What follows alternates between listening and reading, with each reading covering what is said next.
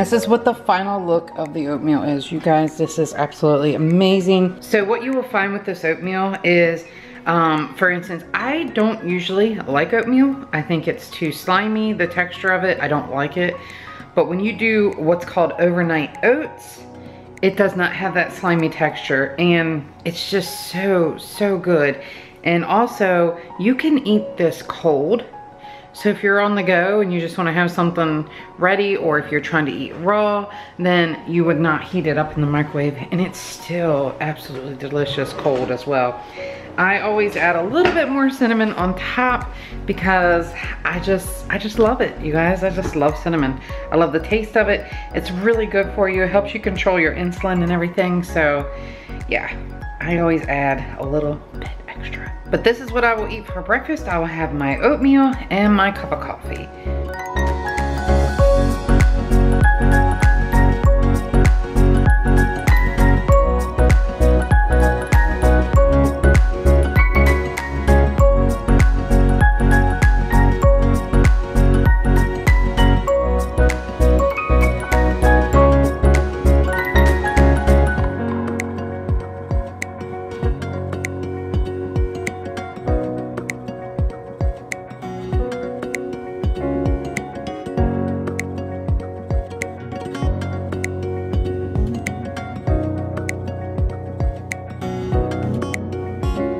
Alright guys, so it's actually lunchtime now and it's about 2 o'clock.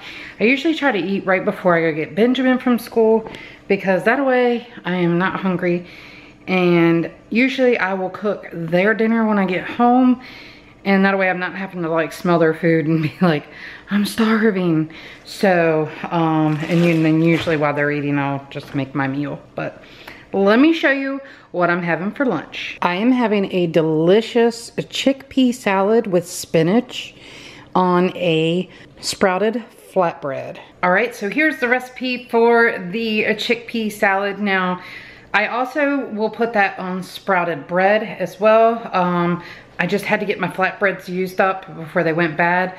Or you could put it on your bread of, you know, any choice of that you want to put it on. You can put it in a tortilla, you can make it into a wrap, or, you know, something like that. But this is just how I'm doing it today, but feel free to mix it up. Here's how to make that recipe. All right, so for the chickpea salad, you're gonna need nutritional yeast, a half a red onion, a half to a whole lemon, depending on how tart you want it. I usually use a whole avocado, 1 stalk of celery, 1 clove of garlic. Parsley will be using about a tablespoon, and salt to taste. I use pink Himalayan salt. And you also need 2 cups of garbanzo beans. Now you just want to mash your chickpeas, about half of them, and keep half of them whole.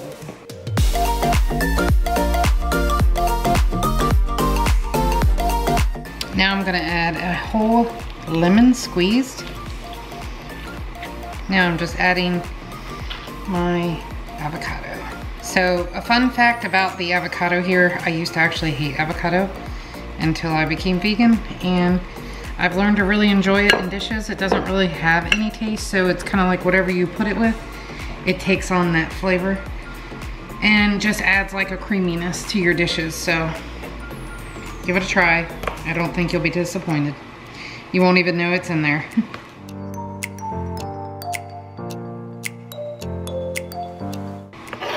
Let's add some garlic.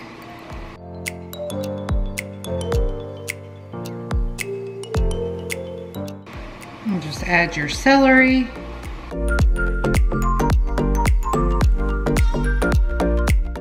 Add your onion. Add about a tablespoon of parsley, salt, and then your nutritional yeast. And I usually do about 3 tablespoons of the nutritional yeast. We're gonna give that a nice stir. And if you want this more combined, like that it sticks together, you have a couple options you can do here. I have in the past added vegan mayonnaise to it, and that will bound it a little bit nicely. And the other option is to just go back with your masher and mash it a bit more so the avocados will help bind everything together. And we'll Just give it one quick stir. See how everything is combining, and it looks really nice, you guys. It's really, really delicious. So I actually have the flatbread 100-calorie wraps, and I got these from Aldi.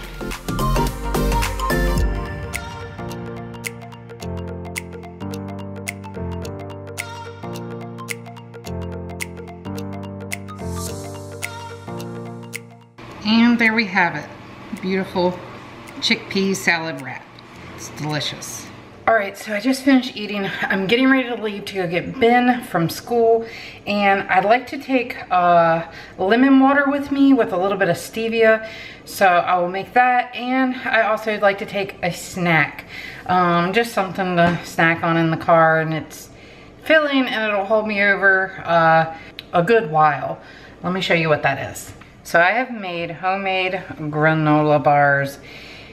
These are to die for. I promise you, if you make these, you will not purchase them in the store again. They're so good, so healthy for you, and just overall a great snack. Charlie actually grabs these in the morning before he goes to work. He'll just grab one out of the fridge, and I just keep them in a bag. But let me share that recipe with you, and I hope you guys give this a try. And I'm gonna take this and my lemon water and go get Ben out of school. And then we'll come back and get dinner prepared for the rest of the family. And then I will show you what I am making, so stay tuned for that. All right, so to make these super healthy granola bars, let me show you what you're going to need. Now, let me explain what the base is supposed to be, because not everybody has all the ingredients that I have here. And if you don't, this is totally customizable once you have the base of the granola bar down. Now, I have worked and worked and worked on this so much, and have come to find that what works best to turn into a granola bar, what works best is to use 1.5 cups of oats. Now, I use just regular old-fashioned oats, okay? 1.5 cups of those, and then 1/2 cup of oats, ground oats though. Now, same can, right? So what I do is I process one of my cans usually down into like an oat flour, I guess you would call it, more or less. And you would want 1/2 cup of that. The binding for this is gonna be 14 pitted dates. These had been frozen because I got them when they were on sale. They go on sale for a good price at Lidl, and these are already pitted and ready to go. These are the Majoled. I don't know exactly how to pronounce it, but 14, and these are good sized dates too. Look at my hand, okay? That's a good sized date. And then you're gonna need some agave, all right? Now, what I'm gonna be adding to this is gonna be some sunflower seeds, some pumpkin seeds, some ground flax seeds. I ground mine up. You could leave those whole if you wanted to, but mine are just already ground up, so I'll just put a couple tablespoons in. Chia seeds, and I am using some organic power berries. These are mulberries and goji berries, and they're wild and raw. And basically, I actually got these at Marshall's, so it was $2.99 for this little bag. And so I'll be putting this whole bag in for the fruit, and it's going to be absolutely delicious. A very healthy bar, okay? So let's go ahead and put this together. All right, first things first is I am going to go ahead and process my dates in my food processor. And I have the Ninja Auto IQ system, which I love. Now, just a key point here, if you do not have a high-speed blender, okay, make sure you soak these dates, because they are soft, but they're not real soft when it comes to blending them. And you want to form like a dough ball is what it'll form. And if you do not have a high-speed blender, you might want to help that process out by soaking your dates for a couple hours. Here we go. All right, so this is what you're looking for. As you can see, it looks like a dough, and that is perfect consistency. 1.5 cups of oats. 1/2 cup of oat flour. 2 tablespoons of ground flax. That's great fiber source, by the way. And we're gonna do 1 tablespoon of chia. I'm gonna mix all this up right here. And things are about to get a little messy, you guys, because you have to use your hands to do this. I just don't know any other way to combine it. So just make sure your hands are really clean. Put your your dough ball in there, okay? It's very, very sticky. And usually you're gonna want about 1/4 cup of agave, but I'm just going to kind of put a little bit in here right now and see where we go with that. If I need more, I will add more. And again, you just gotta work it so much because it takes a lot to combine all this. It's very sticky, but it will eventually mold together. And if you find that it's just not combining, that's when you wanna go ahead and squeeze in a little more of the agave. Okay, I'm not fully combined yet, but I'm gonna go ahead and add my berries.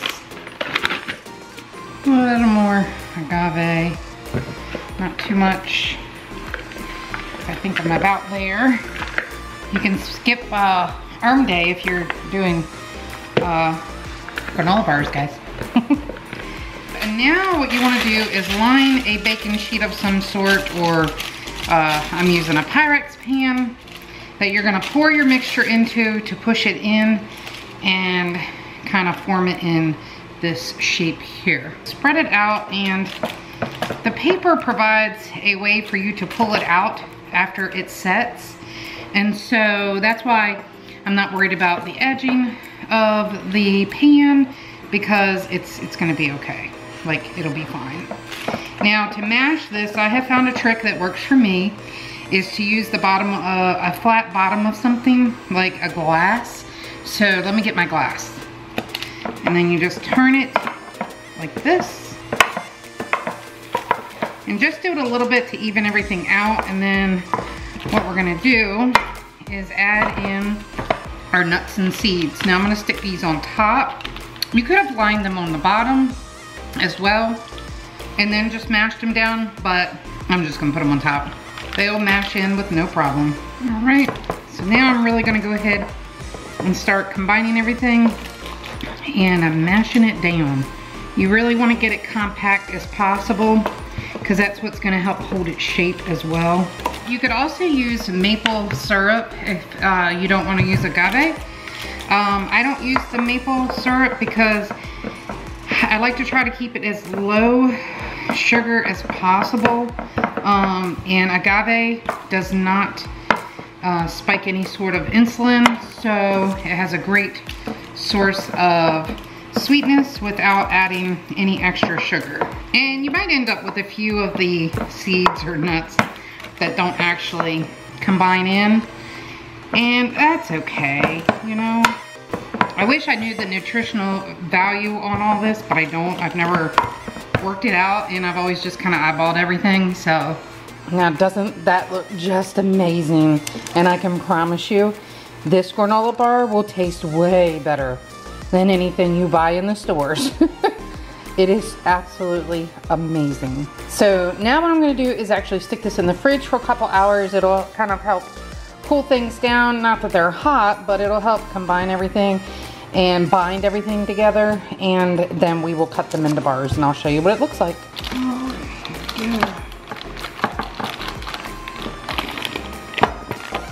Ooh, look at that, you guys. It's amazing.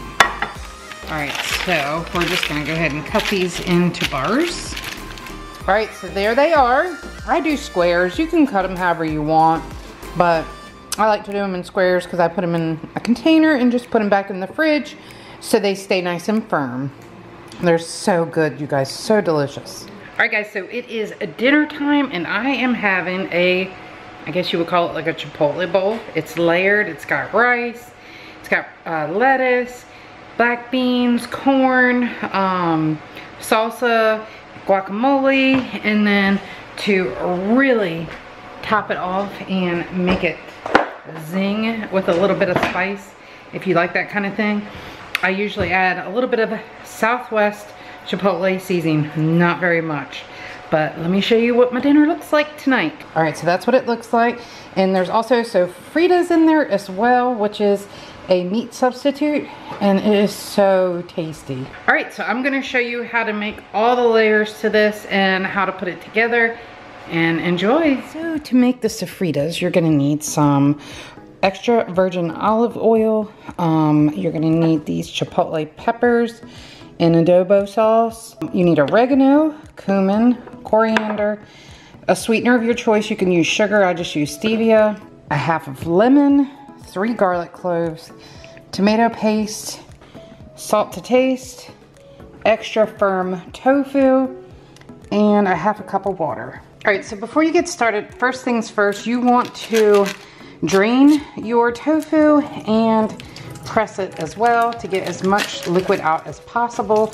You want your tofu as dry as possible when you go to cook it, because it will actually cut down on your cooking time. If it's too wet and soggy, you're gonna have to wait for all that water to absorb and evaporate when you're cooking. So get your tofu block out. I use a specific dish towel to drain my tofu, or to press it, if you will. I know you can like order tofu presses, but I've never done that. I just have always done it this way. It seems to work just fine. And so yeah, we're going to wrap it like so, and then I just use my cast iron skillet and I place it on top like that.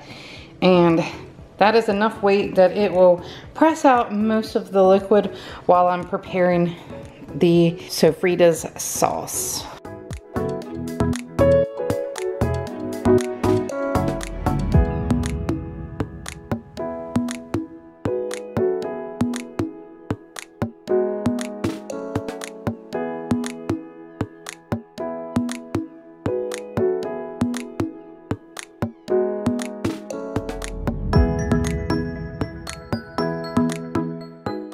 All right, so this is what the sauce looks like, and it is so delicious, you guys.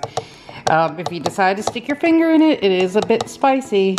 So once you get it mixed with the tofu though, you know, the spicy, it's not as spicy, but by itself, it's a little bit spicy.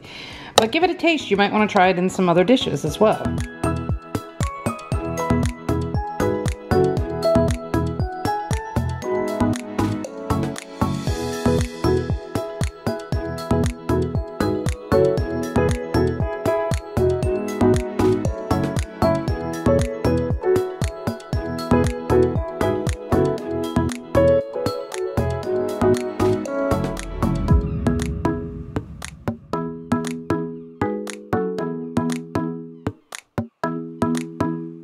So what you're gonna need to make the guac is 4 avocados, jalapeno, and I'm just using up this jarred jalapeno that I have left over, but if you wanna use fresh, that's fine.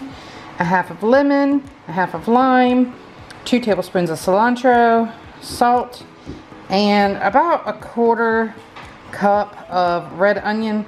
I sometimes put a little bit more because I like the red onion in mine. And then I'm just gonna put this all in the food processor and blend it all together.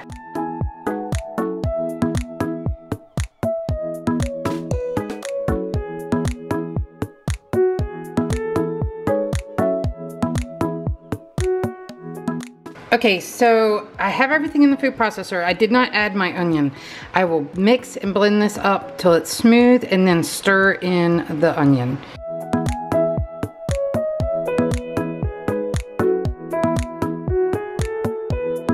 Okay, so to make the salsa, you want 4 tomatoes. You're gonna use about a half of red onion, a whole lime, jalapeno, cilantro, and salt.